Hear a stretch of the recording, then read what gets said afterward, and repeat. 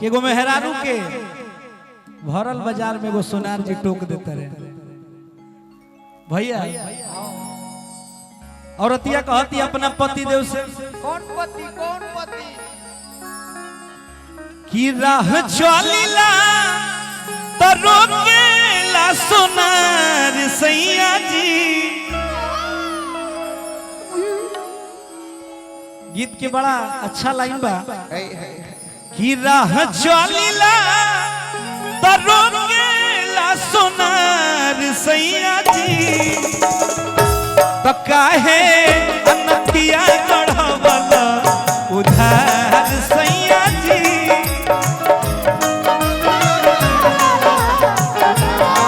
कि काहे अनतिया गढ़वला उधार सैया जी। काहे नथिया गढ़वला उधार सैया जी। तो जब ये बात मर्दा के पता चलल भैया, ओह पति के विजय भैया यह के तबला बजले बनी भैया जी।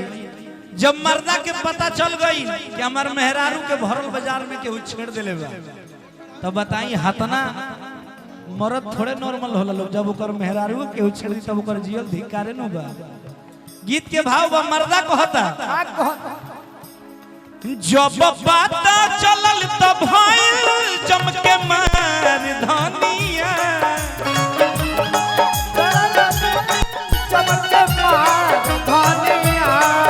जब पता चलल तब भइल चमके मार धनिया। मर्दा कहता कि राह आ रोकी न टोकी अब सोनार धनिया।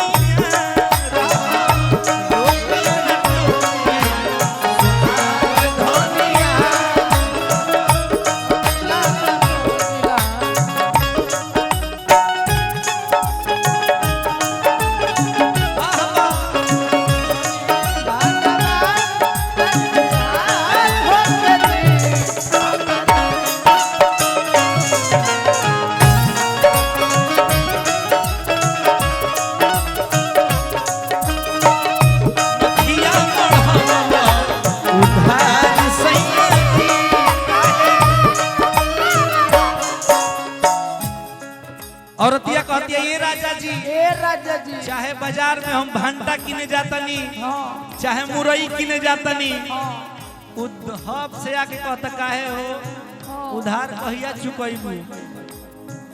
चली चाहे रहिया हके चली चाहे गली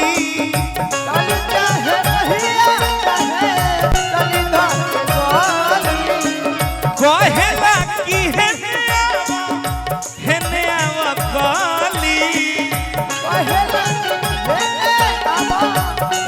औरतिया कहतिया कि जदी करते होई हमारा से प्यार राजा जी।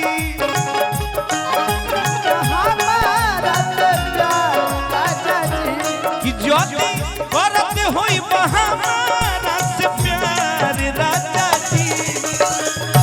तो जाके अभी चुका दो उधार राजा जी। जाके अभी चुका दो उधार राजा जी। कि जाके अभी चुका दो उधार राजा जी। अरे अभी चुका दो उधार राजा जी। एमे धुन बाजी मर्दा मनावता ए भैया मर्दा मनावता आ कहता गोरिया चांद के जोड़िया नियन गोर बाड़ू हो। गोरिया चांद के जोड़िया नियन गोर बाड़ू हो। गोरिया चांद के जोड़िया नियन गोर बाड़ू हो। अच्छा अगर अच्छा लगा तो ताली बजा दीजिए सब हमनियों के कलाकार खातिर। बाकी तो सब लोग भैया हुकारी तो होबे करी। हमनियों के शांत गवैया हैं जत एक बार हमनियों के मनोबल बढ़ा दीजिए सब। कि गोरिया चांद के जोरिया नियन गोर बाड़ू हो। तहर जोड़ केहू नहीं है बेजोड़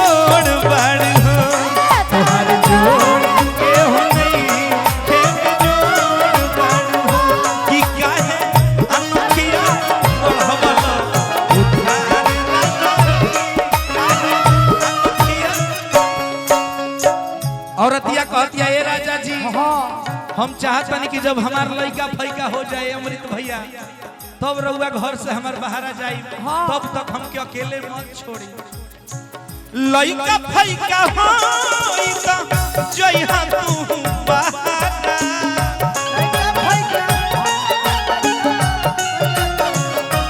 तो बना ही ससुर में बाउर लगी हमारा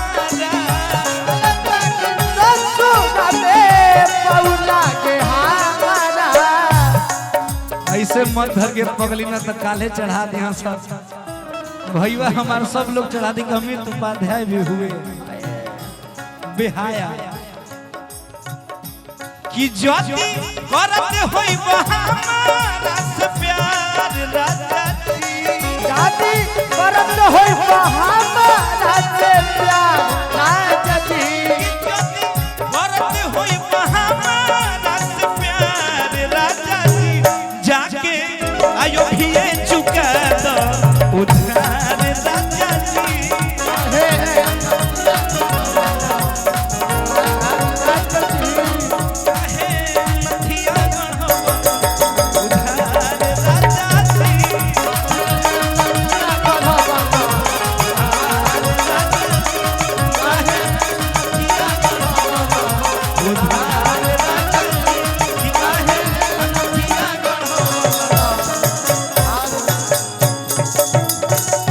एगो जोरदार ताली बजा के आशीर्वाद दीजिए सब बस यह आशीर्वाद चाहिए आपके और चंदन भैया आदेश हुई तो और गायब एक दुगो ना तब कल्लू भैया को बुलावल जाओ एगो और गा ली जी साहब कल बोल जाओ हाँ जी साहब करी